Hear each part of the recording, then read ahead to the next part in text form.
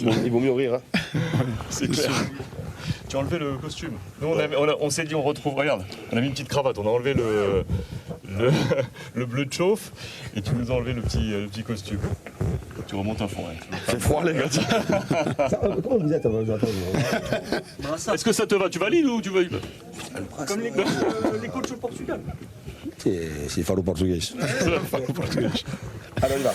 Bon, dis-nous, Rio, tu commences? Allez, vas-y. Ouais. Christophe, alors victoire déjà, important, 3 points. Un peu poussif quand même ce soir. Oui, mais je regardais un peu l'historique un peu de ce genre de match derrière une coupure internationale où les joueurs ont beaucoup voyagé, beaucoup joué. On a eu 10-11 jours de séance à 4-5. C'est aussi un match qui arrive juste avant un match évidemment important pour nous, pour l'équipe, le club et les supporters, un match de Champions League. Benfica. Exactement. Donc je me doutais que ça allait être un peu difficile, mais je me doutais aussi, je savais qu'il y avait de la qualité du côté de Nice, avec une organisation un peu différente de la part de Lucien, des joueurs aussi différents, et finalement ça nous a rendu un match difficile. Autant j'étais quand même satisfait de la première période. On a eu des bonnes choses, même si on n'a pas créé beaucoup d'occasions. Mais par contre, on a eu un début de deuxième période catastrophique. Je voulais savoir ce que tu as pensé en fait du jeune Ekitike. Et Hugo, c'est évidemment qu'il avait des fourmis, il voulait démarrer. Il était important pour moi de le faire démarrer aussi avec des joueurs comme Ney et Léo. C'était sa première titularisation, évidemment qu'il n'a pas les repères et la relation technique que peuvent avoir d'autres joueurs. Et évidemment qu'on prend toujours en référence Kylian, mais sur ce que je lui ai demandé, il a été très bien, il a fait beaucoup d'efforts, il a été aussi assez bon techniquement. Je lui ai simplement demandé à la pause d'être un peu plus présent dans la surface de réparation, parce que autant entre lignes il est bon, mais autant il doit être aussi très présent dès qu'on a mis le ballon sur les côtés, d'être très présent dans la surface de réparation.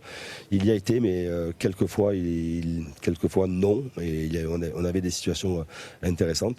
Il a fourni beaucoup d'efforts, il avait très peu joué jusqu'à présent, et je suis très content qu'il ait pu démarrer et avoir plus d'une heure de jeu pour évidemment prendre l'atmosphère du parc, aussi ce que représente un match avec le Paris Saint-Germain et avec les joueurs qui constituent l'effectif et avec cette obligation de victoire.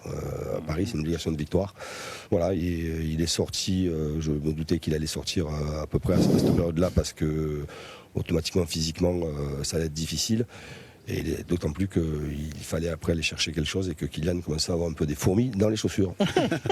Sans parler de Verratti dépendance, on a noté à l'unisson ce côté Paris avec et sans Marco, assez logiquement. Ce travail de chantier de milieu, avec les nouveaux qui sont arrivés, il y a beaucoup de changements quand même dans ce milieu-là.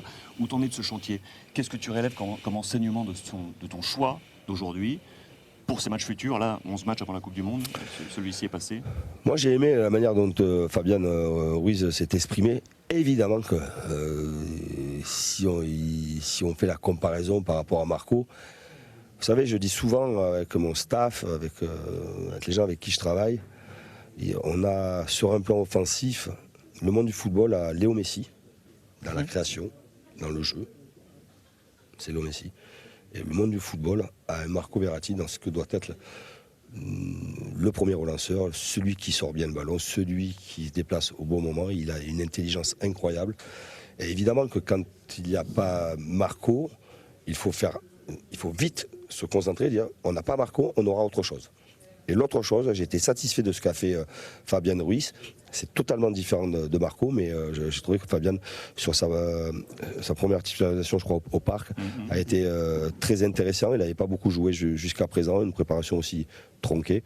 Mais voilà. Après, il y a les associations, évidemment. Vitinha est revenu de sélection, il n'a pas beaucoup joué. Je l'ai trouvé aussi bien en jambes. Mais évidemment, toutes les équipes ont des dépendances. Il y a une dépendance avec évidemment ces joueurs de classe internationale, de classe mondiale. Et Marco est un joueur de classe mondiale. Mais je le répète encore une fois, ce que me montre Fabien Ruiz à l'entraînement et ce qu'il me montre quand il rentre, ou même là, il y a des choses très intéressantes. Tu as une question pour nous? Dites-moi, mais à l'intérieur, pourquoi vous mettez les manteaux? Vous n'avez pas chaud? On est arrivé à fond, on n'a même pas eu le temps. C'est le boss nous a dit, manteau obligatoire. Là, oui. Merci à vous. Hein.